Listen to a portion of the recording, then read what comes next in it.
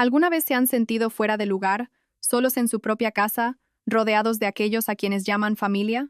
Yo viví con esa sensación durante años, como una extra insignificante en la ostentosa obra de teatro de mi familia política. Pero lo acepté, porque pensaba que la paz, a veces, debe comprarse con el silencio. Hasta aquel día. El día en que mi silencio fue destrozado por la humillación más cruel que se pueda imaginar. Durante la fastuosa fiesta de bienvenida para mi cuñada, que regresaba con su doctorado, ante toda la familia, solo por atreverme a expresar una opinión contraria, ella no dudó en señalarme directamente y gritar: ¿tú qué vas a saber con solo el bachillerato? Las que no han estudiado mejor que se callen la boca. En ese instante, el mundo a mi alrededor se hizo añicos. No lloré. Simplemente me di la vuelta con frialdad y me marché. Pero justo cuando puse un pie fuera de aquella puerta infernal, sonó un teléfono. Una llamada del destino que no solo cambiaría mi suerte, sino que también prepararía el reencuentro más espectacular para mi arrogante cuñada. Mi nombre es Isabel, y tengo 30 años. Hace un año me casé con Javier. A ojos de todos tuve mucha suerte. Mi marido es un ingeniero de construcción, un hombre bueno y trabajador. Mi suegra, Carmen, es una maestra jubilada de una familia de buena reputación. Y mi cuñada, Beatriz, es el orgullo de todo el linaje, una estudiante brillante que acababa de doctorarse en el extranjero. En cuanto a mí, a sus ojos, yo solo era una esposa afortunada, una huérfana que apenas terminó el bachillerato y abrió una pequeña librería-cafetería, sin estatus, sin títulos. Acepté esa disparidad social, acepté vivir una vida sencilla, un paso por detrás, siendo el apoyo de mi marido. Creí que el amor sería suficiente. Pero me equivoqué. Aquella noche, mi familia política organizó una fiesta sin precedentes. Carmen, mi suegra, había invitado a casi todos los parientes y amigos cercanos para celebrar el regreso de la nueva doctora, Beatriz. La estrella de la fiesta era, por supuesto, Beatriz. Llevaba un carísimo vestido de marca, un maquillaje deslumbrante y de pie en medio del salón. No paraba de hablar de sus logros en el extranjero. Hablaba de sus investigaciones de alto nivel, de cómo profesores de renombre mundial se habían maravillado con su talento, y declaró que, con su título, solo se postularía a los puestos directivos más altos en las corporaciones más importantes de España, siendo su objetivo número 1 el Grupo Imperio. Al oír las palabras Grupo Imperio, mi corazón se encogió. Sentí una ironía indescriptible. Solo pude bajar la cabeza y retirarme en silencio a la cocina, continuando con mi labor de sirvienta no remunerada en la fiesta de mi propia familia.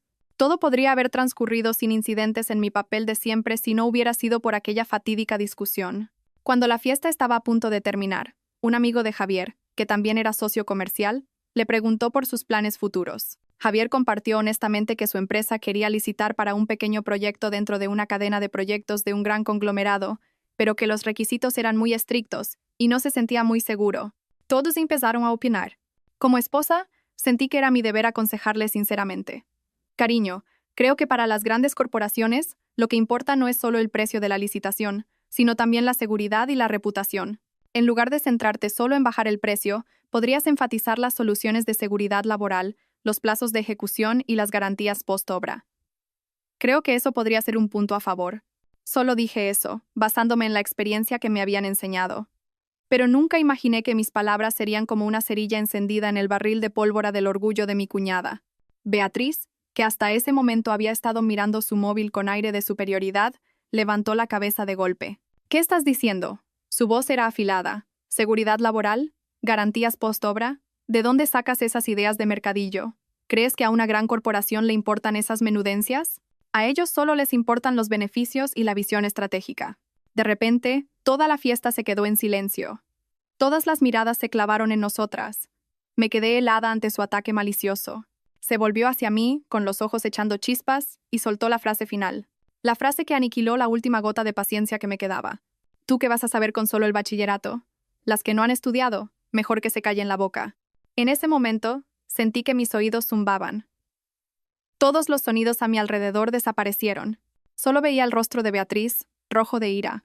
El rostro de mi marido, desconcertado e impotente. Y el rostro de mi suegra, en silencio, con un ligero asentimiento de aprobación. Nadie, absolutamente nadie, dijo una palabra para defenderme. Su silencio dolía más que 1000 insultos. Sentí una ola de humillación y decepción que me subía por la garganta. Así que era eso. Durante todos estos años, por mucho que me esforzara, a sus ojos siempre sería la que no había estudiado, una esposa de relleno, sin valor alguno. El amor por el que había renunciado a todo, resulta que estaba construido sobre una base de prejuicios y desprecio. No lloré, no repliqué. Simplemente me levanté lentamente. Miré directamente a los ojos de Beatriz, una mirada tan fría que ella nunca antes había visto. Y entonces sonreí, una sonrisa muy leve, pero que silenció a toda la sala. Tienes razón, quizás debería callarme. Dicho esto, me di la vuelta y salí en silencio por la puerta, dejando atrás la fiesta familiar y las miradas de asombro. Me fui, no porque hubiera perdido, sino porque sabía que esta obra de teatro había llegado a su fin. Justo cuando salí por la puerta principal y respiré hondo para contener la angustia, el teléfono en mi bolsillo vibró con insistencia. Era un número desconocido, pero extrañamente familiar. Dudé un segundo y contesté. Señorita. La voz al otro lado del teléfono temblaba de urgencia. Soy yo, Mateo, el asistente del presidente. Vuelva inmediatamente, por favor. El presidente se ha puesto enfermo. Los médicos dicen que su estado es muy crítico. Queridos amigos, una humillación extrema y una llamada fatídica empujaron la vida de Isabel hacia un capítulo completamente nuevo. ¿Llegaría a tiempo para estar junto a su padre? ¿Y cómo sería el reencuentro entre la cuñada doctora y la cuñada presidenta? Si esta historia ha empezado a despertar su curiosidad, no duden en suscribirse al canal, dar a me gusta y compartir, porque esta partida de ajedrez mental no ha hecho más que empezar. El taxi volaba por la noche, atravesando las calles iluminadas de Madrid, pero en mis ojos, en ese momento, todo era solo una mancha borrosa y sin alma. Las palabras de Mateo, el asistente de confianza de mi padre, aún resonaban en mis oídos. Su estado es muy crítico. Esas dos palabras, muy crítico, fueron como un martillazo en mi pecho, destrozando toda la ira, toda la humillación que acababa de sufrir en casa de mi marido. Ahora, dentro de mí, solo quedaba un miedo atroz. Un miedo que había estado enterrado durante 7 años y que ahora resurgía, desgarrando mi alma. El miedo a perder al único familiar que me quedaba en este mundo. Mi padre, el hombre a quien había amado y odiado a partes iguales. El hombre de quien había intentado huir durante los últimos 7 años. Cuando el taxi se detuvo frente a la entrada del hospital privado más lujoso de la ciudad, corrí como una exhalación hacia la zona de habitaciones VIP. Mateo ya me estaba esperando allí. Su rostro, habitualmente sereno, estaba ahora marcado por profundas arrugas de preocupación. Señorita, ha llegado. El presidente está en la unidad de cuidados intensivos. Miré a través de la pequeña ventana de cristal. Mi padre, Alejandro Vargas, el hombre al que todo el mundo empresarial de España respetaba. El todopoderoso presidente del Grupo Imperio, ahora yacía inmóvil en una cama de hospital, rodeado de un laberinto de equipos médicos. Su rostro estaba pálido, sus labios secos y agrietados, sin rastro de vitalidad. Apenas podía reconocerlo. Este no era el padre que recordaba, un hombre siempre rebosante de energía, con una mirada penetrante y una voz resonante. El hombre que yacía allí parecía frágil, solitario. Un médico mayor salió y me miró con compasión. ¿Es usted la hija del señor Vargas? Lo sentimos mucho. El presidente ha sufrido un infarto de miocardio agudo. Aunque hemos hecho todo lo posible, es probable que no pase de esta noche. Debería entrar a verle por última vez. Quizás la esté esperando. Cada palabra del médico era como una aguja clavándose en mi corazón. Me tambaleé y tuve que apoyarme en la pared para no caer. Mateo se apresuró a sostenerme. Señorita, tiene que ser fuerte. El presidente la ha esperado durante mucho tiempo. Respiré hondo, tratando de tragar las lágrimas. No podía llorar ahora. No podía dejar que mi padre me viera tan débil. Me acerqué lentamente a la cama y tomé su mano, una mano callosa por los años, ahora helada. Papá, ya estoy aquí, susurré, con la voz rota. Como si oyera mi voz, los ojos cerrados de mi padre se movieron ligeramente. Los abrió lentamente, con un esfuerzo inmenso. Me miró, una mirada desprovista de su habitual severidad y autoridad, llena solo de amor, arrepentimiento y un remordimiento infinito. Isabel, hija mía, susurró. Estoy aquí, papá, estoy aquí. Rompí a llorar. Las lágrimas que había contenido brotaron como un torrente. Papá, lo siento, dijo, cada palabra extraída de sus últimas fuerzas. Por lo de tu madre. Me equivoqué. Al oírle mencionar a mi madre, los recuerdos de hace 7 años, del día fatídico que nos separó, volvieron con una claridad abrumadora, como si hubieran ocurrido ayer. Hace 7 años yo era todavía una joven de 23 años. Mi vida era de color de rosa. Tenía un padre brillante y una madre cariñosa. Mi padre, Alejandro Vargas, había construido el Grupo Imperio desde cero. Era un hombre de negocios, siempre ocupado. pero también un padre que adoraba a su hija. Mi madre era una mujer de familia, el pilar que sostenía a mi padre. Su amor había sido una leyenda, un testimonio de amor verdadero en el despiadado mundo de los negocios. Pero la tragedia golpeó en su 25 grado aniversario de bodas. Mi padre había prometido dejar todo el trabajo para dedicarle el día entero. Mi madre estaba radiante. Se puso su vestido de gala más hermoso, se maquilló y esperó a que volviera a casa. Pero mi padre no volvió. En el último minuto, una llamada de Nueva York lo retuvo. Un acuerdo de miles de millones de euros estaba en problemas y requería su atención personal inmediata. Mi padre llamó, con la voz llena de disculpas, prometiendo volver tan pronto como pudiera. Mi madre estaba triste, pero nunca le reprochó nada. Solo sonrió y me dijo, «Bueno, el trabajo de tu padre es así. ¿Vamos a cenar tú y yo, cariño?» Fuimos juntas a aquel restaurante. Mamá intentó parecer alegre, pero yo sabía lo triste y decepcionada que estaba. De camino a casa, empezó a llover a cántaros. Un camión perdió el control y se estrelló directamente contra nuestro coche. Yo solo sufrí heridas leves, pero mi madre, ella se fue para siempre. La muerte de mi madre fue un shock terrible para mí, pero lo que me causó más dolor y rabia fue la ausencia de mi padre en sus últimos momentos. No estuvo allí cuando ocurrió el accidente. No estuvo allí para tomar la mano de mi madre por última vez. Solo regresó al día siguiente, cuando ella ya yacía fría en la morgue. En el funeral de mi madre, no le dirigí la palabra a mi padre. Solo lo miraba con ojos fríos, llenos de odio. En la mente inmadura de una joven sumida en el dolor, le eché toda la culpa. Creí que su adicción al trabajo, que esos acuerdos multimillonarios, me habían arrebatado a mi madre. ¿Por qué?, le grité esa noche. ¿Por qué siempre el trabajo? ¿Es el dinero tan importante para ti? ¿Más importante que mamá? ¿Que esta familia? ¿Sabes una cosa? Mamá te esperó. Murió sola, esperándote. Todo es por tu culpa. Tú la mataste. Mis palabras fueron como puñales en su corazón ya destrozado. Se quedó allí, paralizado, envejeciendo 10 años en un instante. No se explicó, no se defendió. Simplemente soportó mi ira en silencio. Su silencio, en ese momento, lo interpreté como una confesión. El conflicto entre nosotros llegó a su punto álgido. No podía vivir bajo el mismo techo que el hombre que creía responsable de la muerte de mi madre. Una semana después del funeral, tomé una decisión de la que me arrepentiría toda la vida. No podía enfrentarme a un padre hacia el que solo sentía reproche. Tenía que irme, escapar de ese lugar, del nombre Isabel Vargas, hija del presidente Alejandro Vargas, un nombre que sentía pesado y falso. Dejé una breve nota en el escritorio de mi padre. No me despedí. Solo escribí que necesitaba una vida diferente, una vida no envuelta en dinero y poder, las cosas que creía que me habían quitado a mi madre. Corté todo contacto, rechacé cualquier ayuda económica, llevándome solo los pequeños ahorros que mi madre me había dado, y comencé mi huida de mi propia vida. Huí como una fugitiva a otra ciudad, un lugar donde nadie sabía quién era. Creé una tapadera perfecta, una huérfana desde pequeña, que solo terminó el bachillerato y tuvo que buscarse la vida. Alquilé un pequeño apartamento y con el dinero que me quedaba abrí una librería-cafetería. La llamé El Rincón Tranquilo. Era todo lo que anhelaba en ese momento. Paz, una vida sencilla, sin reuniones, sin contratos, sin vuelos transcontinentales. La nueva vida fue difícil al principio. Yo, una señorita que desde pequeña solo había sabido estudiar y pintar, ahora tenía que hacerlo todo por mí misma. Hubo momentos en los que me sentía agotada, a punto de rendirme, pero fue esa misma ocupación la que me ayudó a aliviar parte de mi dolor.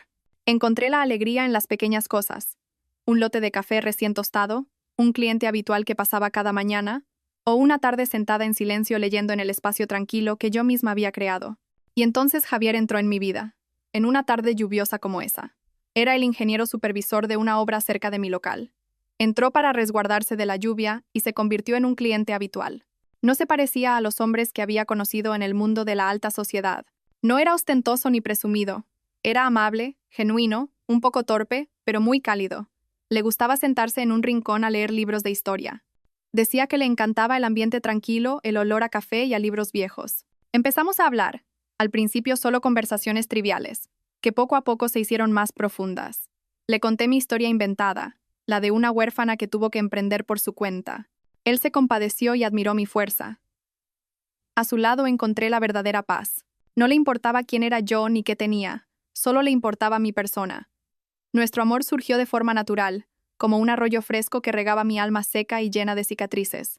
Cuando me pidió matrimonio dudé un poco. Pero sus ojos sinceros me convencieron. Isabel, no me importa tu pasado.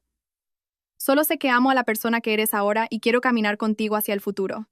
Prometo no preguntar nunca por lo que no quieras hablar. Te daré una familia, un verdadero hogar. Su promesa derribó mis últimas defensas. Asentí, decidiendo enterrar el pasado y empezar una nueva vida. Una vida con el nombre de la esposa de Javier. Nuestra boda fue muy sencilla. Solo unas pocas mesas con su madre y su hermana. Les mentí diciendo que no me quedaba familia. Mi suegra, Carmen, al principio se mostró un poco recelosa por mi origen, pero al verme dócil, amable y entregada a su hijo, no se opuso. Beatriz, que entonces era estudiante universitaria, no se mostró especialmente cercana.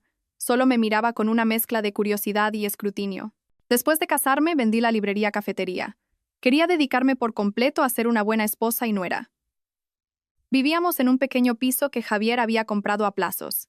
Yo me encargaba de la casa, de la comida, de la limpieza. Una vida de ama de casa podría parecer aburrida para muchos, pero para mí en ese momento era la paz que tanto había anhelado. Encontré la felicidad en cuidar del hombre que amaba, en construir nuestro pequeño nido. Pensé que finalmente había encontrado mi puerto seguro, que había escapado de la jaula de oro de mi pasado, pero no sabía que acababa de salir de una jaula para entrar voluntariamente en otra. Una jaula invisible, hecha de prejuicios, desprecio y conspiraciones que nunca podría haber previsto. La vida de una nuera de origen humilde en una familia que se consideraba a sí misma intelectual no fue tan pacífica como había soñado. Esta nueva jaula era invisible, pero sus barrotes estaban hechos del frío acero del prejuicio y el desdén. Me esforcé al máximo, intentando ser una esposa ejemplar y una nuera obediente. Me levantaba al amanecer para preparar el desayuno, limpiaba la casa hasta dejarla impecable. Aprendí a cocinar los platos complicados de los que mi suegra se sentía tan orgullosa. Renuncié a mis hábitos de señorita para vivir una vida modesta y austera. Pensé que mi sinceridad y mi sacrificio serían reconocidos algún día. Pero, queridos amigos, me equivoqué. A los ojos de mi suegra y mi cuñada, por mucho que me esforzara, nunca podría borrar la marca de ser la que no ha estudiado y la que no tiene clase. Carmen, mi suegra, era una experta en mostrar su desprecio de forma sutil. Nunca me criticaba directamente. En su lugar, utilizaba elogios hacia otros para menospreciarme indirectamente. «Ay, esa Laura, la hija de la vecina, qué chica tan lista», decía durante la cena. «La acaban de ascender a jefa de departamento en el banco. Gana un dineral. Se nota que es una chica con estudios, tan competente y ayuda a su marido. ¿Qué suerte tiene él? No como mi pobre hijo, que tiene que cargar con todo él solo». O cuando venían visitas, siempre encontraba la manera de presumir de su hija doctora, y no olvidaba mencionarme con falsa modestia. Sí, mi Beatriz tuvo suerte, le fue bien en los estudios, y esta es mi nuera Isabel. Ella no tuvo la misma suerte, no pudo estudiar mucho, pero es muy buena chica. Se encarga de la casa y la comida, es muy hacendosa. Me había convertido, de esposa, en una criada a la que se le reconocía ser buena chica. La humillación envuelta en palabras aparentemente amables es la más amarga de todas. Esas agujas invisibles, día tras día, mes tras mes, se clavaban en mi autoestima, pero elegí el silencio. Me decía a mí misma que vivía por Javier, por su amor. Y Javier, en los primeros años, fue realmente mi apoyo. Seguía siendo cariñoso, me defendía ante su madre y su hermana. Cada vez que su madre me criticaba, él me llevaba a nuestra habitación, me abrazaba y decía: «No le hagas caso, cariño. Mamá es así. Para mí, eres la mejor esposa del mundo». Sus palabras eran mi bálsamo, me ayudaban a calmar las heridas. Por esas palabras seguí aguantando. Pero poco a poco me di cuenta de que su protección eran solo palabras vacías. Podía discutir con su hermana, podía consolarme, pero nunca se atrevió a contradecir de verdad a su madre. Dejó que su madre controlara nuestras vidas. Dejó que su hermana siguiera siendo la estrella de la familia. Y gradualmente, él mismo se vio influenciado por esos prejuicios. Empezó a hablarme menos de su trabajo, asumiendo que yo no entendería las presiones a las que se enfrentaba. Empezó a tomar decisiones importantes sin consultarme. Poco a poco se formó una distancia invisible entre nosotros. Seguía siendo su esposa, la que le preparaba la comida y cuidaba de él, pero ya no era su compañera, su confidente. Me había convertido verdaderamente en una ama de casa, en el sentido más estricto, una persona cuyo mundo se limitaba a la cocina. Y entonces llegó el fatídico día de la fiesta, cuando el desprecio de toda la familia ya no fue sutil, sino que me lo gritaron directamente a la cara. Las que no han estudiado, mejor que se callen la boca. Esa frase destrozó oficialmente mi última ilusión sobre lo que era una familia feliz. La voz débil de mi padre me devolvió al presente. Me miraba con amor, arrepentimiento y un remordimiento infinito. Isabel, hija mía, susurró. Estoy aquí, papá, estoy aquí. Rompí a llorar, mis lágrimas empapando su mano huesuda. Qué bien que hayas vuelto, dijo. Cada palabra un esfuerzo supremo. Lo siento, por lo de tu madre. Me equivoqué. No, papá, no fue tu culpa, sollocé. Fui yo. Fui demasiado egoísta, no te entendí. Él negó con la cabeza, una sonrisa amable pero agotada en sus labios. No, no te culpo. Solo me culpo a mí mismo. Hizo una pausa, respirando con dificultad. Su mirada se volvió más seria.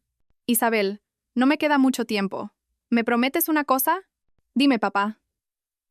Haré lo que sea. El Grupo Imperio. Me miró, con los ojos llenos de súplica y esperanza. Es el trabajo de toda mi vida, el legado que quiero dejarte.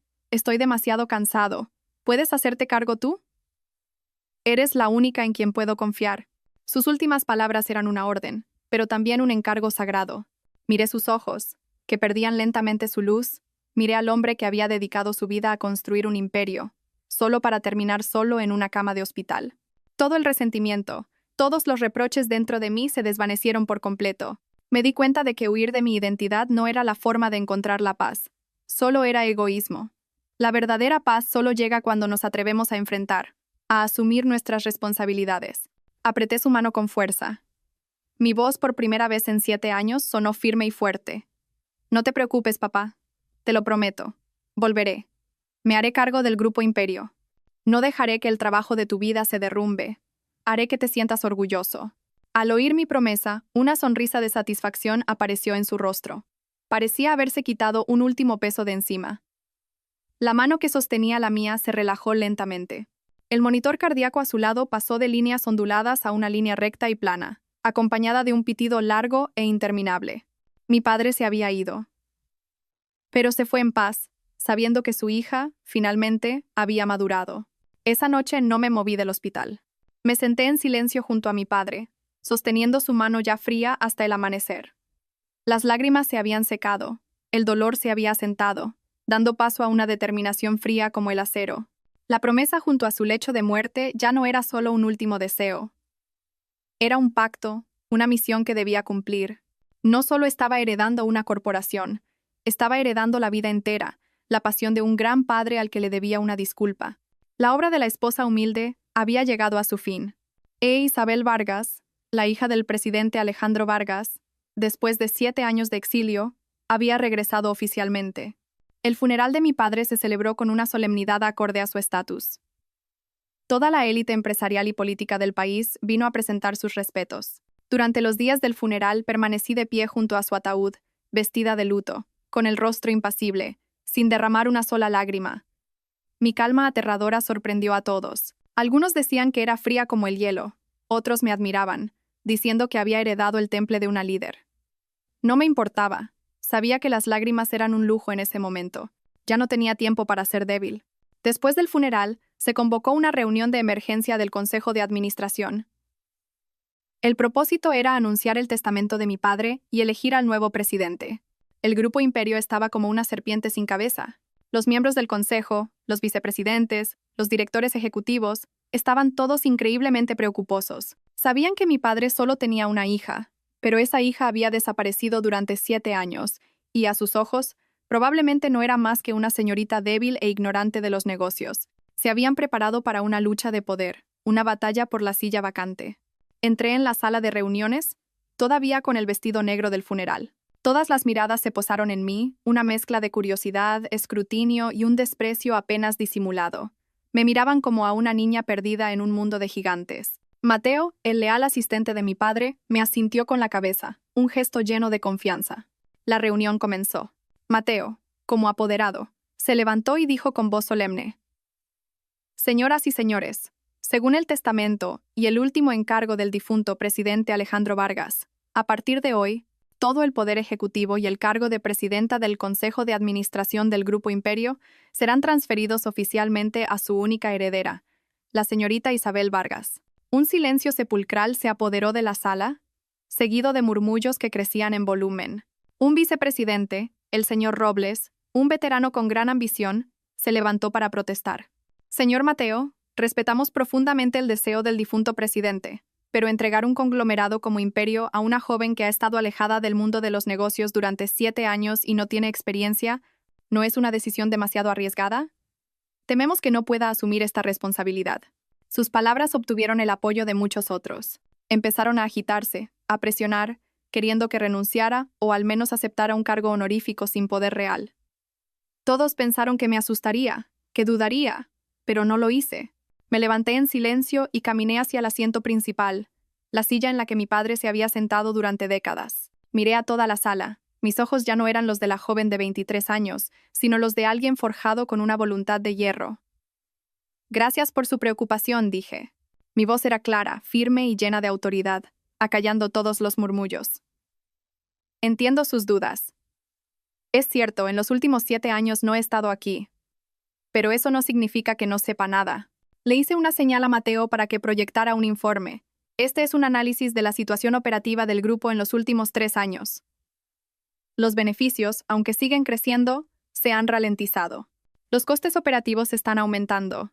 Y estamos perdiendo al menos 3 grandes oportunidades de inversión en los sectores de tecnología verde e inteligencia artificial. Toda la sala se quedó en silencio. Estaban atónitos. El análisis era increíblemente detallado y perspicaz, señalando debilidades fundamentales que ni ellos mismos habían reconocido. Continué, con voz fría. Señor Robles, como vicepresidente de inversiones, ¿puede explicar por qué rechazamos el proyecto de energía solar en Andalucía? Según mi informe, era un proyecto con un potencial de rentabilidad de al menos el 30% solo en el primer año. El señor Robles palideció. El sudor perlaba su frente. Bueno, presidenta, vimos muchos riesgos legales en ese proyecto. ¿Riesgos? Sonreí con desdén. ¿O era porque la empresa que ganó la licitación es un competidor directo de la empresa fantasma de su hijo? Mis palabras fueron como una bomba que estalló en la sala. El señor Robles se tambaleó. Y así, uno por uno, señalé las irregularidades y debilidades de cada uno. Durante los últimos 7 años, aunque no estuve presente, nunca dejé de aprender. Mi padre me había enviado regularmente todos los informes, todos los documentos importantes. Me había entrenado en secreto, a distancia, preparándome para este día. Conocimiento, pensamiento estratégico, decisión, todo había sido forjado. Al final de la reunión, nadie se atrevió a protestar. Me miraban con ojos completamente diferentes, una mezcla de respeto y temor. Se dieron cuenta de que la señorita de antes ya no existía. La persona que tenían delante era una copia perfecta del difunto presidente Alejandro Vargas, quizás incluso más aguda y decidida. Inmediatamente después de asumir el poder, comencé una drástica reforma. Despedí a los incompetentes y corruptos. Ascendí a jóvenes con talento y pasión. Reestructuré todo el conglomerado, centrándome en nuevas áreas. El Grupo Imperio bajo mi dirección no se debilitó. Al contrario, fue como si se le hubiera insuflado una nueva vida, más fuerte que nunca. Había cumplido mi promesa a mi padre. Me fui de la casa de mi marido una semana después de la humillación. En esa semana ocurrieron demasiadas cosas. Mi vida, desde ese día, se dividió en 2 mitades completamente opuestas. De día, era Isabel Vargas, la poderosa presidenta del Grupo Imperio, una mujer cuyas decisiones afectaban a decenas de miles de personas. Vestía trajes de alta costura, conducía coches de lujo y trabajaba en una oficina en el último piso del rascacielos Imperio. Presidía reuniones tensas, negociaba contratos millonarios. A mi alrededor había asistentes, guardaespaldas, gente que inclinaba la cabeza con reverencia cada vez que aparecía. Pero al caer la noche, cuando me quitaba el traje de poder, volvía a otro papel. Un papel que había interpretado durante un año. Conducía mi modesto coche de vuelta al pequeño piso de las afueras donde vivía la familia de mi marido. Me ponía ropa de casa sencilla, me recogía el pelo y me convertía en Isabel, la esposa sin estudios. Volvía a enfrentarme a las miradas de desprecio, a las críticas de mi suegra y mi cuñada. Les mentí diciendo que, tras la humillación, me había ido de viaje a Mallorca una semana para cambiar de aires.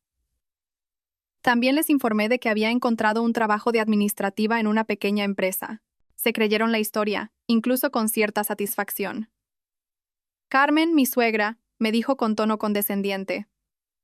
Bueno, tener un trabajo estable y no ser una carga para tu marido ya es una bendición. Contentad con eso.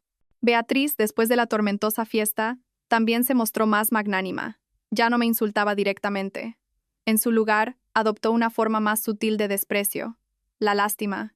La gente que no tuvo la oportunidad de estudiar tiene que aceptarlo. Tú confórmate con ser una empleada de bajo nivel. De las cosas importantes ya nos encargamos Javier y yo, decía, mientras buscaba ofertas de empleo en grandes corporaciones en su MacBook. Esa doble vida era agotadora. Requería una lucidez y una capacidad de actuación extraordinarias.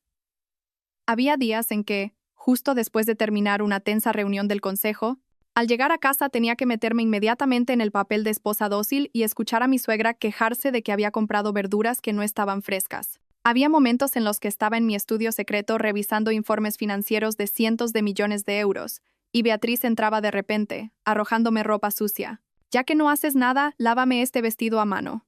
Es de marca y se estropea en la lavadora. Aunque supongo que nunca has visto un vestido tan caro, ¿verdad? Ten cuidado. Tenía que reprimir mi ira, sonreír y aceptarlo. Vivía en esa dicotomía.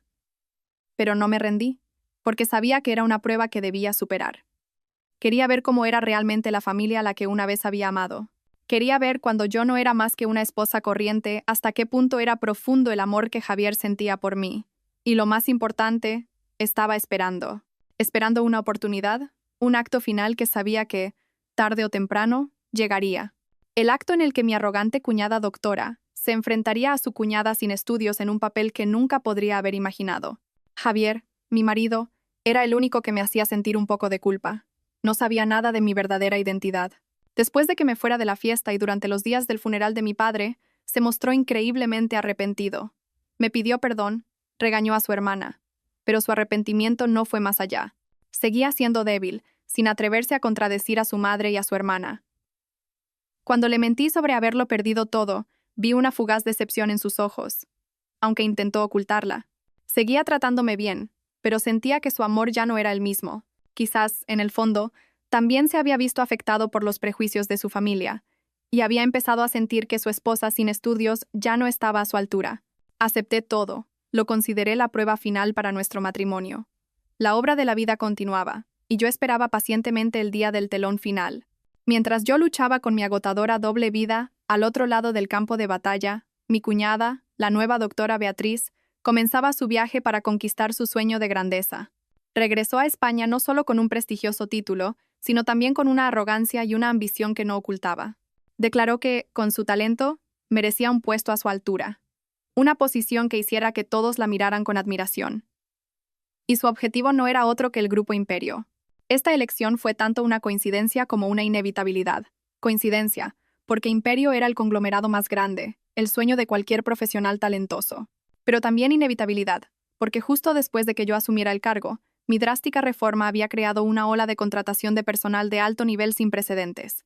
Publiqué ofertas de empleo en todos los principales medios de comunicación, buscando las mentes más brillantes para llevar a cabo mis audaces estrategias. Y por supuesto, esa información no pasó desapercibida para los ambiciosos ojos de Beatriz. «¡Es esta!», exclamó una noche con entusiasmo mientras navegaba en su iPad. El Grupo Imperio está buscando un director de desarrollo estratégico. Requisitos: doctorado en Administración de Empresas de una universidad de primer nivel mundial. Dios mío, este puesto está hecho a mi medida. Mostró la pantalla a toda la familia, con el rostro iluminado por la confianza. Carmen, mi suegra, se puso las gafas, leyó cada palabra y asintió con aprobación. Así es, ¿quién más podría merecer este puesto sino mi hija? Director en un conglomerado multimillonario. Suena tan impresionante. Javier también animó a su hermana. Es una gran oportunidad, Beatriz. Con tus títulos y tu capacidad, estoy seguro de que lo conseguirás. Solo yo permanecí en silencio. Una leve sonrisa dibujándose en mis labios, invisible para todos. El cebo estaba lanzado, y el pez más ambicioso había picado. En realidad, este proceso de selección lo había creado yo específicamente. Tras analizar la estructura del grupo, me di cuenta de que el departamento de estrategia era bastante débil, pero nunca imaginé que una de las primeras candidatas sería mi arrogante cuñada, una jugada del destino de lo más irónica. En los días siguientes, Beatriz se dedicó en cuerpo y alma a prepararse. Contrató a expertos para que le redactaran un currículum impecable, enumerando logros, publicaciones y hasta una carta de recomendación de un profesor de renombre. Estaba convencida de que con un perfil tan impresionante, ningún reclutador podría rechazarla. Y así fue. Pocos días después de enviar su solicitud, recibió un correo electrónico invitándola a la primera ronda de entrevistas. Ese día pasó horas preparándose. Salió de casa con una confianza inquebrantable, como una reina a punto de conquistar su reino. Por la noche, regresó con una sonrisa radiante. ¿Qué tal, hija?, preguntó Carmen ansiosamente. Mejor que bien, mamá, respondió Beatriz, lanzando su bolso al sofá con aire de suficiencia. La primera entrevista fue pan comido. Solo una directora de recursos humanos un poco anticuada haciendo preguntas teóricas de manual. En menos de media hora, ya estaba asintiendo y elogiándome. Sinceramente, el nivel del personal directivo en estas grandes empresas no es para tanto. Hablaba como si pasar la entrevista fuera algo obvio. Su arrogancia estaba alcanzando su punto máximo. Yo solo escuchaba en silencio. Sabía que la directora de recursos humanos un poco anticuada a la que se refería era la señora Martínez, una cazatalentos con más de 20 años de experiencia que me había costado mucho reclutar. La señora Martínez me había llamado para informarme justo después. Presidenta, la candidata Beatriz Pérez tiene un currículum excelente y una base teórica sólida, pero tiene un defecto fatal. Es arrogante y carece de experiencia práctica. Sin embargo, siguiendo sus instrucciones, la he aprobado para la siguiente ronda. Continúe con el plan, señora Martínez, le dije. Quiero ver hasta dónde puede llegar esta chica. Y así Beatriz fue superando las siguientes rondas de entrevistas con una facilidad pasmosa. Todo estaba orquestado por mí. Di instrucciones a todos los entrevistadores para que solo hicieran preguntas teóricas, sin profundizar en problemas prácticos complejos. Mi objetivo era alimentar su confianza, su arrogancia, hasta el límite. Quería dejarla volar muy alto, hasta las nubes de su propia fantasía, para luego ser yo misma quien le cortara las alas. Con cada ronda que pasaba, la arrogancia de Beatriz aumentaba. Volvía a casa no solo para presumir, sino para empezar a criticar y juzgar la capacidad de los altos directivos de Imperio. Ese director de marketing solo tiene la fachada. Le hice un par de preguntas sobre estrategia de marca y se quedó sin palabras. Con un par de frases mías, se le iluminó la cara. Oh, la directora financiera es una anticuada. Su mentalidad es del siglo pasado. Le hablé de modelos financieros derivados y se quedó mirándome como si le hablara en chino. Carmen, al escuchar a su hija, estaba encantada y lo contaba a todo el mundo. Javier también parecía muy orgulloso. A menudo me decía, ¿ves, cariño? La gente con estudios es diferente. El pensamiento de Beatriz está a otro nivel. Deberías aprender de ella. Yo solo sonreía y observaba en silencio, como una espectadora viendo una comedia. Me parecía ridículo su cortedad de miras. Estaban alabando a un loro que solo repetía conocimientos de libros, sin saber que el mundo real de los negocios es mucho más cruel y complejo. El sueño de grandeza de Beatriz se acercaba, y yo esperaba pacientemente, esperando el día en que pudiera descorrer el velo y mostrarle que el ave fénix con el que soñaba era en realidad la gallina de corral que siempre había despreciado. Tras superar fácilmente las primeras rondas de entrevistas, la confianza de Beatriz ya no podía describirse con palabras. Estaba completamente convencida de que el puesto de directora de desarrollo estratégico del Grupo Imperio ya era suyo. Empezó a planificar su futuro. Un deportivo, un ático de lujo, una vida como mujer de negocios exitosa y poderosa. Estaba inmersa en su propio sueño, construido sobre elogios falsos y una fantasía sin límites. Cada noche durante la cena, el tema principal eran sus historias sobre Imperio y sus críticas. Actuaba como si ya fuera una alta directiva. Hoy he echado un vistazo al informe anual de Imperio. Dios mío, qué falta de profesionalidad en la presentación. Si yo fuera la directora de estrategia, lo primero que haría sería cambiar toda la identidad de marca del grupo. Carmen asentía, haciéndole el coro. Claro, se necesita gente con visión internacional como tú para que la empresa progrese. Yo solo me sentaba allí, comiendo en silencio. Sabía perfectamente quién había aprobado ese informe anual. Yo misma. Y había sido calificado como uno de los más innovadores y efectivos del sector ese año. Pero no dije nada. Discutir con gente ahogada en su ignorancia y fantasía es la tarea más inútil del mundo. La arrogancia de Beatriz alcanzó su punto culminante cuando recibió el correo electrónico que la invitaba a la tercera ronda de entrevistas, con el vicepresidente ejecutivo de estrategia. ¿Lo veis?, dijo, mostrando el teléfono a toda la familia con aire triunfante. Os lo dije. Con mi nivel, no hay obstáculo que se me resista. Este vicepresidente será solo un veterano que ha ascendido por antigüedad. Pan comido. El día de la tercera entrevista, Beatriz regresó con una sonrisa de victoria, pero esta vez con un ligero matiz de desconcierto. ¿Qué tal, hija?, preguntó Carmen.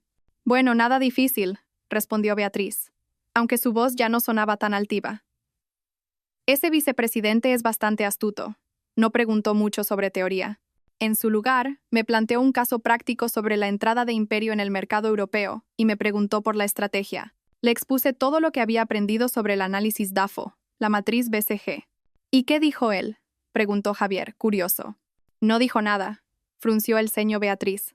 Solo escuchó en silencio, asintió y dijo que habría una entrevista final, directamente con todo el Consejo de Administración y, especialmente, con la participación de la nueva presidenta. Al oír la palabra presidenta, todos sentimos curiosidad. Desde la muerte del antiguo presidente Alejandro Vargas, la identidad de su sucesor era un gran misterio. Solo se sabía que era una persona muy joven, pero increíblemente brillante y enigmática. La nueva presidenta, reflexionó Carmen. Dicen que es muy estricta y misteriosa. Si llegas a conocerla en persona, será un gran honor. Por supuesto, mamá. Beatriz irguió el pecho, recuperando la confianza. Seguro que quedaron tan impresionados con mi presentación que quieren darme la oportunidad de lucirme ante toda la cúpula directiva. Es mi oportunidad de oro para brillar. Prepararé una presentación perfecta para dejar a esa misteriosa presidenta con la boca abierta. Había caído por completo en la trampa que yo le había tendido. No se dio cuenta de que las preguntas del caso práctico del vicepresidente eran pistas que yo le había dado. Quería ver cómo, con sus conocimientos de libro, resolvería un problema real. Y tal como esperaba, su respuesta fue un montón de teoría hueca. Había revelado su debilidad fatal sin siquiera saberlo. En los días siguientes, toda la familia vivió en un ambiente de preparación para un gran evento. Beatriz se encerró en su habitación, preparando día y noche su presentación decisiva. De vez en cuando salía corriendo, hablando sin parar de sus grandes ideas. Ya lo tengo. Propondré una estrategia audaz, que Imperio adquiera una pequeña empresa en Alemania como trampolín.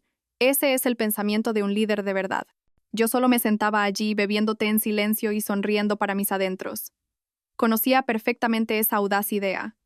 Mi padre y yo la habíamos discutido y descartado hacía 3 años por ser demasiado arriesgada. Sus conocimientos estaban obsoletos, pero ella los consideraba geniales. Finalmente, llegó el día del juicio final. Beatriz recibió un correo electrónico oficial invitándola a la sede de Imperio el lunes por la mañana para una reunión y presentación ante el Consejo de Administración. Se volvió loca de alegría. «Lo conseguí. Voy a ser la directora de estrategia de Imperio». Carmen la abrazó, con los ojos llenos de lágrimas. «Qué orgullosa estoy de ti, hija mía. Eres el orgullo de mi vida». Javier también palmeó a su hermana con orgullo. Se volvió hacia mí y dijo algo que fue la gota que colmó el vaso de mi paciencia. «¿Ves, Isabel? La gente con estudios y ambición siempre triunfa. Deberías tomar ejemplo de mi hermana y no conformarte con esta vida de ama de casa sin futuro». No dije nada. Solo levanté la vista y lo miré directamente a los ojos. Y esta vez ya no lo oculté. Dejé que viera en mi mirada no autocompasión ni complejo, sino lástima. Lástima por él y por toda su familia, tan llena de prejuicios y tan corta de miras. La obra estaba a punto de terminar, y yo estaba ansiosa por ver sus reacciones cuando cayera el telón final.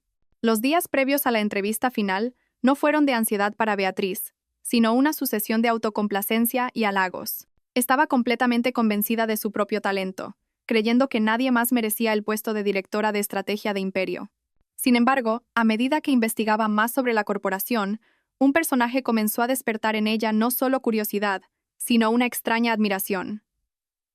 La nueva presidenta, la persona con el poder supremo en Imperio, una figura que el mundo empresarial apodaba el dragón oculto, por su naturaleza elusiva. La información sobre esta presidenta era extremadamente escasa. No había fotos suyas en los medios ni entrevistas personales. Todo lo que se sabía eran rumores, leyendas que circulaban en los círculos de altos ejecutivos, cada historia añadiendo más misterio y poder a su figura. Beatriz, con sus habilidades de investigadora, rastreó foros económicos privados y artículos internacionales, y lo que encontró pintó un retrato impresionante. Se rumoreaba que la nueva presidenta era la única heredera del difunto Alejandro Vargas, pero que había vivido en el extranjero durante mucho tiempo, cortando casi todo contacto. Tras la repentina muerte de su padre, regresó en silencio y, en solo un mes, llevó a cabo una purga y una reforma interna sin precedentes. «Dicen que es implacable», le contó Beatriz a su madre y a su hermano durante la cena. Su voz ya no era despectiva, sino de genuina admiración. En una semana, 3 vicepresidentes veteranos fueron forzados a una jubilación anticipada. Despidió a un montón de directores. Tiene un estilo que llaman sin piedad. Solo mira la capacidad. No le importan las relaciones ni la antigüedad. Quien sirve se queda. Quien no, se va, sin contemplaciones. Carmen, al oír esto, se preocupó un poco. ¿Tan terrible es? ¿No será difícil trabajar con alguien así? Difícil, pero así es un verdadero líder, mamá, replicó Beatriz con los ojos brillantes. Se necesita esa decisión, incluso crueldad, para levantar un conglomerado que mostraba signos de estancamiento. He leído los análisis. Desde que esta presidenta asumió el poder, el precio de las acciones de Imperio se ha disparado. Ha lanzado un montón de proyectos nuevos y audaces. Es un genio de los negocios, una estratega de primer nivel. Estaba completamente cautivada por la imagen que se había creado. Ya no quería entrar en Imperio solo por un buen trabajo. Quería trabajar para una líder tan excepcional. Soñaba con convertirse en su mano derecha, con que esa misteriosa presidenta reconociera su talento. Tengo que causar una impresión excelente en la entrevista, dijo con determinación. Alguien como ella no se dejará impresionar por teóricos. Tengo que demostrarle que no solo tengo un título, sino una visión estratégica real. Su admiración por la misteriosa presidenta se convirtió en un estimulante que llevó su orgullo y confianza a un nuevo nivel. Ya no respetaba a los que la habían entrevistado antes. A sus ojos solo había una persona con la autoridad para juzgarla, la presidenta. Mientras tanto, yo, el dragón oculto, estaba en mi oficina, observando en silencio todos sus movimientos a través de los informes detallados de recursos humanos. Leí cada línea de su currículum, vi los videos de cada entrevista, y sabía que estaba investigando sobre mí. Presidenta, me dijo la señora Martínez por teléfono con cierta inquietud, la candidata Beatriz Pérez parece demasiado confiada. En las entrevistas actúa como una sabelotodo, e incluso ha hecho comentarios despectivos sobre nuestros directivos. ¿No es demasiado arriesgado dejarla llegar a la ronda final? Yo solo sonreí. No se preocupe, señora Martínez. Deje que se luzca. A un buen caballo hay que dejarlo correr a toda velocidad para ver su resistencia. Prepare la reunión final. Y recuerde, no revele ninguna información sobre mí. Quiero darle una sorpresa. Entendido, presidenta. Colgué y giré mi silla de cuero hacia la ventana, observando el bullicio de los coches abajo. ¿Una sorpresa? Quizás no sería solo una sorpresa. Sería un shock, una lección que mi arrogante cuñada doctora nunca olvidaría. Había creado deliberadamente una imagen misteriosa, una densa niebla a mi alrededor. No quería aparecer en los medios, no por miedo, sino por libertad. Pero ahora ese mismo misterio se había convertido, sin querer, en parte de mi plan. Se había convertido en una montaña altísima que Beatriz estaba ansiosa por conquistar, sin saber que en la cima, quien la esperaba, era la misma persona que siempre había pisoteado. Estaba impaciente por ver su cara cuando se diera cuenta de que el genio de los negocios que tanto admiraba era su cuñada sin estudios. La semana transcurrió entre la expectación y la preparación meticulosa de Beatriz. Convirtió su dormitorio en un cuarto de guerra. Pilas de libros de estrategia, una pizarra llena de diagramas complejos. Invirtió el 120% de su esfuerzo, no solo para hacer una buena presentación, sino para hacer la presentación de su vida, una que dejara a la misteriosa presidenta de Imperio boquiabierta. Toda la familia se vio arrastrada por su fervor. Carmen le llevaba comida a su habitación. Come, hija, para que tengas fuerzas. El futuro de la familia depende de ti. Javier la ayudaba a buscar documentos. Tú tranquila. He oído que la nueva presidenta, aunque estricta, valora el talento. Si demuestras lo que vales, no te rechazarán. Estaban completamente absortos en el sueño que Beatriz había pintado. Se habían olvidado de mi existencia. O quizás, a sus ojos, yo era solo un fondo borroso, una ama de casa envidiosa del éxito de su cuñada. No dije nada. Simplemente seguí interpretando mi papel. Por las mañanas, preparaba el desayuno. Por las noches, limpiaba y lavaba la ropa. A veces, cuando Beatriz necesitaba practicar su presentación, me convertía en su público forzoso. Me sentaba y la escuchaba hablar de estrategias macroeconómicas, modelos de negocio complejos y terminología inglesa rimbombante. ¿Qué te parece, Isabel?, me preguntaba al terminar. No para pedir mi opinión, sino para recibir un elogio. ¿Es lo bastante convincente? Es increíble, Beatriz, respondía yo con fingida sinceridad. No entiendo nada. Eres muy inteligente. Supongo que estas cosas solo las sabe la gente que ha estudiado tanto como tú. Mi elogio la dejaba muy satisfecha. La convencía aún más de que sus conocimientos estaban en otro nivel, un nivel al que la gente sin estudios como yo nunca podría aspirar.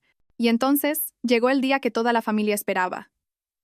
Esa mañana, Beatriz recibió un correo electrónico de Recursos Humanos de Imperio. No era un correo normal, sino una carta de invitación formal con el logo de la corporación en relieve. Estimada candidata Beatriz Pérez, el Comité de Contratación del Grupo Imperio tiene el placer de informarle que, tras superar con éxito las rondas de entrevistas, ha sido seleccionada como la única candidata para la ronda final del proceso de selección para el puesto de directora de Desarrollo Estratégico. La selección se llevará a cabo en formato de reunión-presentación ante el Consejo de Administración y la presidenta del grupo. Hora: 9. Lunes 15 de mayo de 2025. Lugar: Sala del Consejo, planta 68, Torre Imperio. Atentamente. Cuando Beatriz leyó la carta en voz alta, toda la casa estalló de alegría. «¡La única candidata!», gritó Carmen, llevándose las manos a la cara. «Hija mía, eso significa que ya te han elegido. Es solo una formalidad. Enhorabuena, hermana». Javier la abrazó, eufórico. «Sabía que eras la mejor». Beatriz no podía ocultar su felicidad. «Os lo dije. Con mi capacidad, no tengo rival. La reunión no será una entrevista. Será mi escenario para brillar, mi presentación oficial como la nueva directora de estrategia del Grupo Imperio». Estaba completamente absorta en su victoria. No notó nada extraño en la carta. ¿Por qué una gran corporación elegiría a una sola candidata para la ronda final? ¿Por qué la selección se organizaba como una reunión del consejo? ¿Y por qué en la planta 68, el santuario reservado para las reuniones más secretas de la alta dirección? Para ella, todo esto solo añadía solemnidad a su inminente coronación. Yo los observaba abrazarse desde un rincón, sintiendo una ironía extrema. ¿Un escenario? Sí, sería un escenario, pero no para que ella brillara, sino para que yo desvelara el último secreto. ¿Una presentación? También. Pero no la de una nueva directora, sino la de una presidenta a la que ella siempre había llamado la que no ha estudiado. Ese fin de semana, celebramos por adelantado. Javier reservó mesa en el restaurante más lujoso. Beatriz no paraba de hablar de sus planes. Un sueldo de no menos de 10.000 euros al mes, coche con chofer, una oficina con las mejores vistas. Durante la cena, Carmen se volvió hacia mí con aire condescendiente. «Bueno, Isabel, ya que Beatriz va a tener un buen puesto en Imperio, podría conseguirte un trabajo de limpiadora o sirviendo cafés. Así tendrás algo que hacer». Yo solo sonreí y levanté mi vaso de agua. «Gracias, suegra, pero creo que ese trabajo no es para mí». «¿Encima lo rechazas?», frunció el ceño. «Entrar en Imperio es una bendición. Si no lo quieres tú, hay miles que lo querrían». No dije más. Bebí mi agua en silencio. No era para mí, cierto. Mi sitio no estaba en la sala del café. Mi sitio estaba en la silla más alta de ese edificio. Y esperaba con impaciencia el lunes por la mañana, el día del juicio final. El lunes por la mañana, toda la familia se levantó temprano. El ambiente era solemne y emocionante. Beatriz pasó casi 3 horas preparándose. Eligió un traje de marca color crema, muy elegante. Salió de su habitación como una exitosa mujer de negocios, completamente metida en su papel. «Estás preciosa, hija. Pareces una líder», la elogió Carmen. Javier se pidió la mañana libre para llevarla en coche. «Tú tranquila y confía en ti. Esperamos buenas noticias». Convirtieron su entrevista en un desfile triunfal. Solo yo los observaba en silencio desde un rincón, con mi ropa de casa y una taza de té. Cuando Beatriz pasó a mi lado para salir, me miró de arriba a abajo con suficiencia. «Hoy limpia bien la casa. Esta noche invito a todos a cenar a lo grande. Ah, y por cierto, ¿puedes llevar este traje a la tintorería? Es delicado. Supongo que conocerás alguna de confianza, ¿no?». Hablaba como si le diera órdenes a una criada. Yo solo sonreí. «Claro, vete tranquila, que tengas suerte». «¿Suerte? No la necesito», sonrió con desdén. «Yo tengo talento». Se fue, con su aire de arrogancia. El coche de Javier se alejó, llevándose el sueño de grandeza de mi cuñada y la esperanza de una familia cegada por la fantasía. Los vi desaparecer y luego entré en mi habitación, no para limpiar. Abrí mi armario y saqué un atuendo completamente diferente. Un traje de diseño color azul marino, unos tacones de firma y el reloj Patek Philippe de edición limitada que me regaló mi padre. Yo también tenía una cita importante, una cita en la planta 68 de la Torre Imperio. Llegué al edificio por una entrada privada, subí a mi oficina en un ascensor de uso exclusivo. Desde allí, a través de las cámaras de seguridad, vi a Beatriz y a Javier entrar en el vestíbulo. Beatriz caminaba con el pecho erguido. Se acercó a la recepción y dijo con altivez: «Soy Beatriz Pérez. Tengo una cita a las 9 con el Consejo de Administración. La recepcionista, siguiendo mis instrucciones, sonrió profesionalmente. Buenos días, señorita Pérez. Por aquí, por favor. La están esperando. Vi a Beatriz entrar en el ascensor de invitados. Su orgullo era palpable. Probablemente pensaba que en pocos minutos caminaría por esos pasillos como una directiva. Apagué el monitor. Respiré hondo. Ya era la hora. Me miré en el espejo. Maquillaje sutil pero definido, mirada fría y decidida. Ya no era Isabel, la esposa sin estudios. Era Isabel Vargas, presidenta del Grupo Imperio, y hoy iba a contratar personalmente a mi cuñada. A las 9 en punto, llevaron a Beatriz ante la imponente puerta de la sala del consejo. Al abrirse, vio un espacio enorme con una larga mesa ovalada. Alrededor, casi 20 sillas de cuero, la mayoría ocupadas por las figuras más poderosas del Grupo Imperio. Los vicepresidentes, los directores, y Mateo, sentado junto a la silla principal vacía. Beatriz se sintió un poco abrumada, pero recuperó la confianza rápidamente. Buenos días. Soy Beatriz Pérez, candidata para el puesto de directora de Desarrollo Estratégico. Mateo le indicó que se sentara en la única silla situada frente a ellos. Bienvenida, señorita Pérez. Hemos revisado su expediente y es impresionante. Sin embargo, antes de empezar, debemos esperar a una persona más. Nuestra presidenta está en camino. Beatriz asintió, emocionada. Se sentó erguida, lista para la actuación de su vida. Su mirada se detuvo en la silla principal vacía, de cuero negro, más grande y majestuosa que las demás. La silla de la misteriosa presidenta a la que tanto admiraba y anhelaba conocer. Pensó en cómo impresionarla. No sabía que ya la había impresionado, pero de la peor manera posible. Pasaron 5 minutos en silencio. La tensión crecía. Y justo a las 9:05, la gran puerta detrás de los directivos, la entrada privada de la presidencia, se abrió lentamente. Toda la sala se puso en pie al unísono. Beatriz también se levantó de un salto, con el corazón desbocado, conteniendo la respiración para presenciar la llegada de la legendaria figura. Se imaginaba a una mujer de mediana edad, de aspecto frío y astuto, o a un hombre maduro y experimentado. Pero la persona que entró destrozó todas sus expectativas. No era ni lo uno ni lo otro.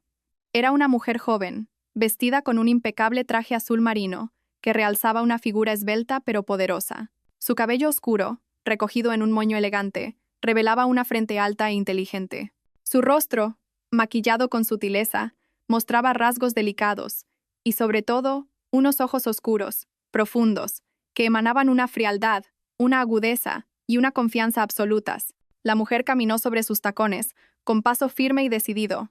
No miró a nadie, dirigiéndose directamente a la silla principal.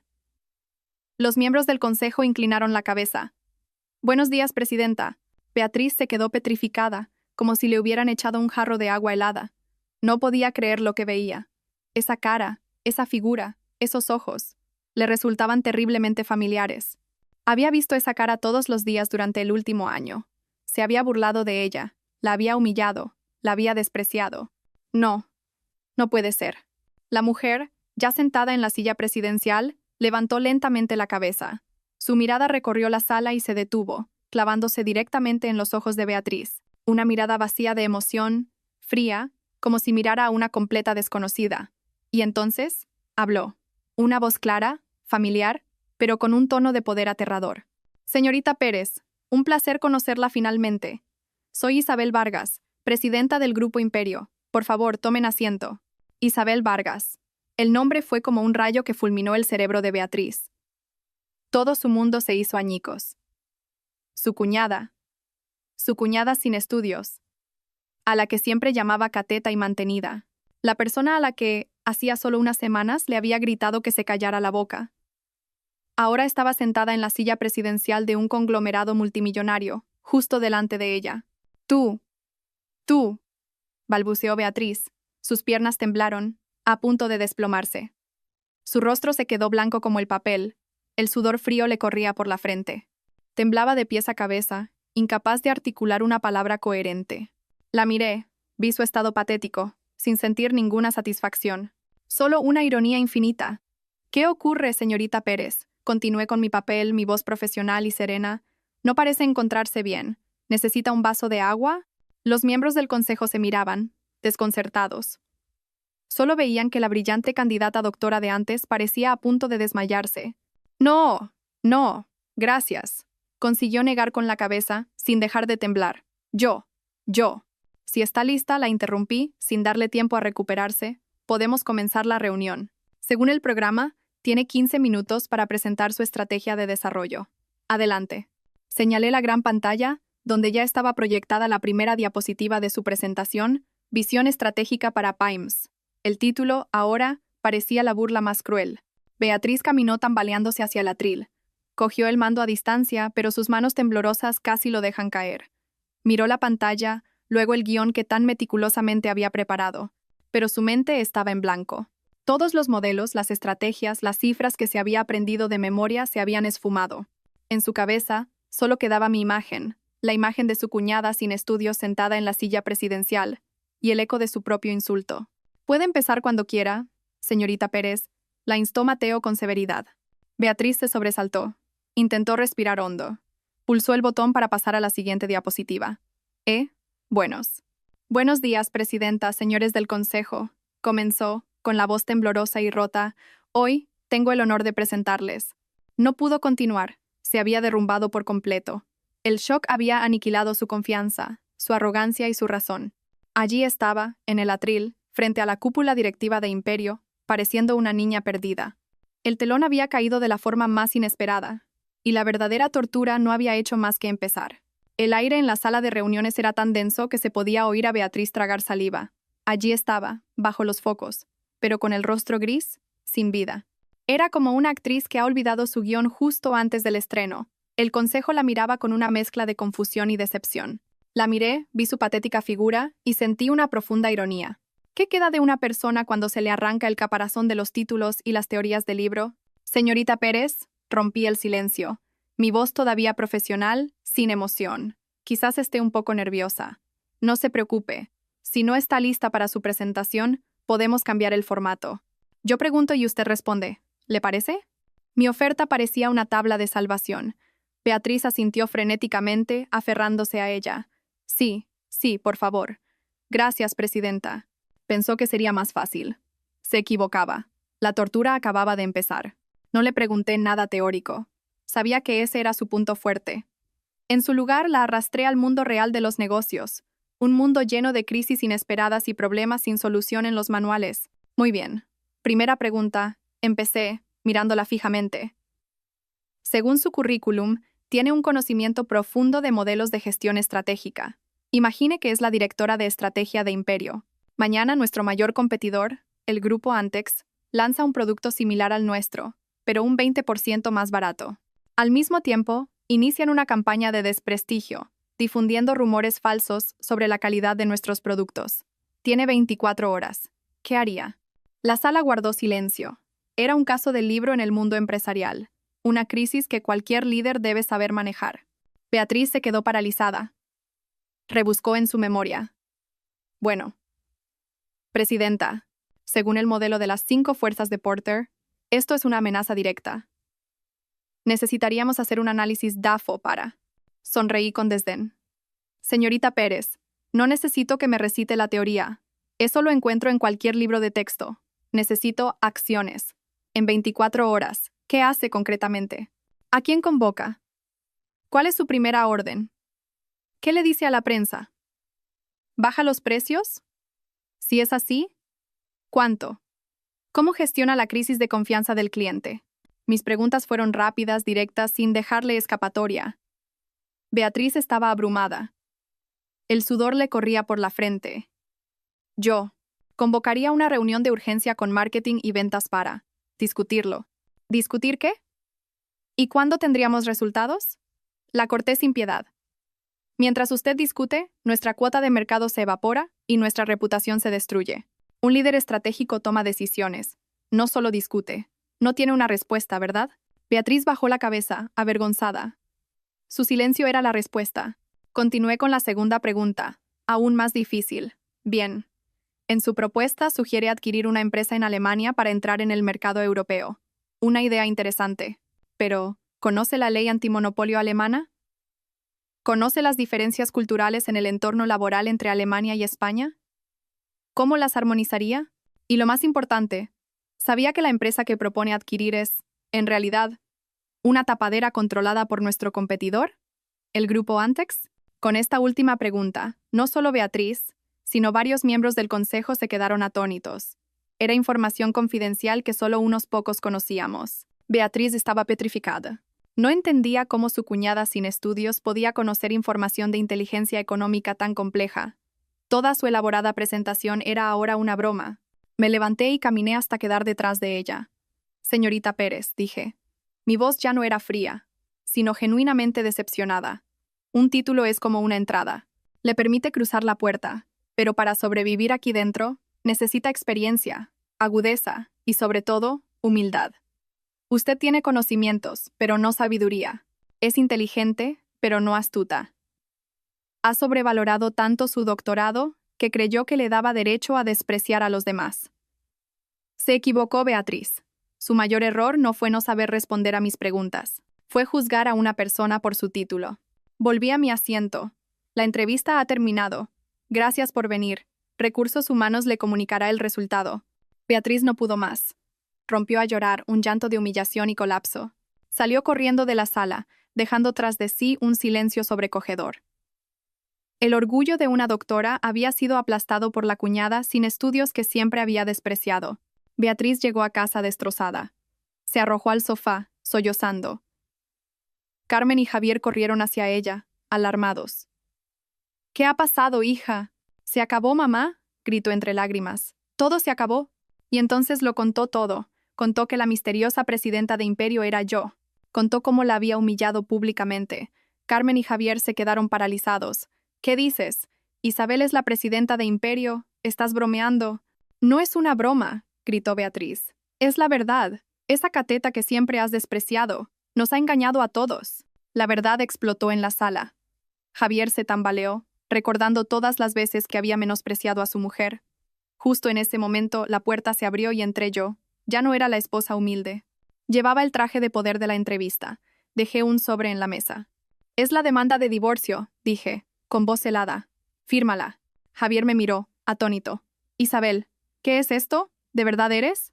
Sí, lo interrumpí. Soy la sin estudios que siempre habéis despreciado. ¿Contentos? Carmen, recuperada del shock inicial, me señaló con el dedo. Tú, nos has engañado. Eres una víbora. Humillaste a mi hija a propósito. ¿Engañar? Sonreí con amargura. Los que se han engañado sois vosotros, con vuestros prejuicios. ¿Alguna vez intentasteis saber quién era yo de verdad? ¿O a vuestros ojos? ¿Solo era un título de bachillerato? Me volví hacia Javier, con los ojos llenos de decepción. ¿Y tú, Javier? Renuncié a todo por ti, por una familia sencilla. Solo necesitaba un marido que me respetara y me defendiera. Pero tú no hiciste nada. Tu silencio dolió más que 1000 insultos.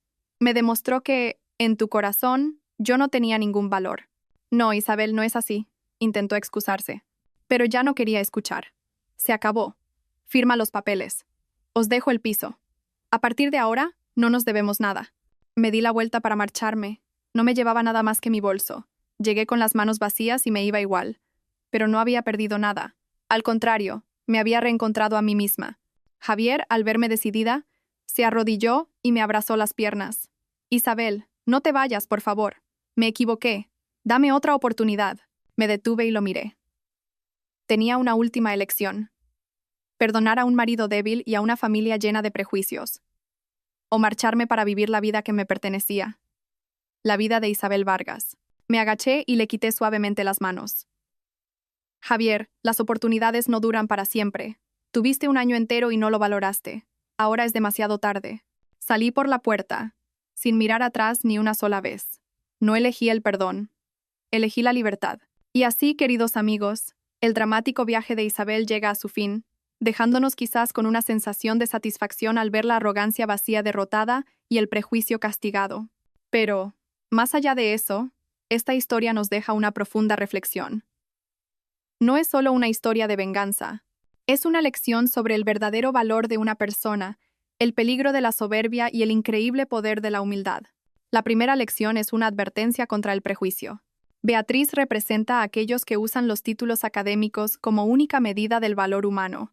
Creen que un doctorado les da derecho a menospreciar a otros. Pero la historia de Isabel nos muestra que el conocimiento de los libros y la verdadera sabiduría son dos cosas distintas. Beatriz tenía conocimientos, pero carecía de la sabiduría para ver el valor en el sacrificio silencioso de su cuñada.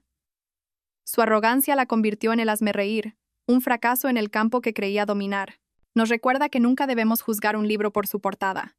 La humildad y el respeto son las verdaderas señales de una persona educada. La historia también retrata el triste fracaso de la educación dentro de una familia supuestamente culta. Carmen, la maestra jubilada, inculcó en su hija la soberbia, pero olvidó enseñarle a ser una buena persona, a respetar a los demás. Un título académico sin humanidad es un recipiente vacío y lamentable, pero quizás la lección más profunda es sobre el poder del silencio y el valor de esperar el momento oportuno. Isabel guardó silencio durante años, no por debilidad, sino para observar, para comprender, para permitir que los demás revelaran su verdadera naturaleza. Su silencio fue una prueba cruel, pero necesaria. En un mundo ruidoso donde todos quieren presumir, la capacidad de ocultar la propia fuerza es un signo de un temple extraordinario. Su venganza no fue un arrebato de ira, sino el resultado de un plan meticulosamente preparado. No usó la fuerza ni las palabras hirientes, usó el propio escenario de su enemigo para derrotarlo con una inteligencia superior. ¿Cómo aplicamos esto a nuestras vidas? Primero, aprendamos a mirar a las personas con una perspectiva más amplia. No dejemos que las etiquetas externas nublen nuestro juicio. Seamos humildes, incluso en la cima del éxito, porque el conocimiento es infinito. Si nos sentimos menospreciados, no nos enfademos. Como Isabel, convirtamos ese desprecio en la motivación para mejorar en silencio. Confiemos en que el verdadero talento brillará, y entonces, nuestras palabras tendrán un peso que ninguna ostentación puede igualar. Y finalmente, aprendamos a usar el silencio de forma inteligente, para escuchar, para reflexionar, para esperar. A veces, la acción más poderosa es no hacer nada en absoluto. La historia de Isabel ha terminado, pero sus lecciones sobre el valor humano perduran. Espero que, a través de estas reflexiones, cada uno de nosotros encuentre una nueva perspectiva y un poco más de fuerza para vivir una vida más humilde, sabia y resiliente. Si estas palabras han resonado en ustedes, por favor, difúndanlas suscribiéndose al canal, dando a me gusta y compartiendo este video.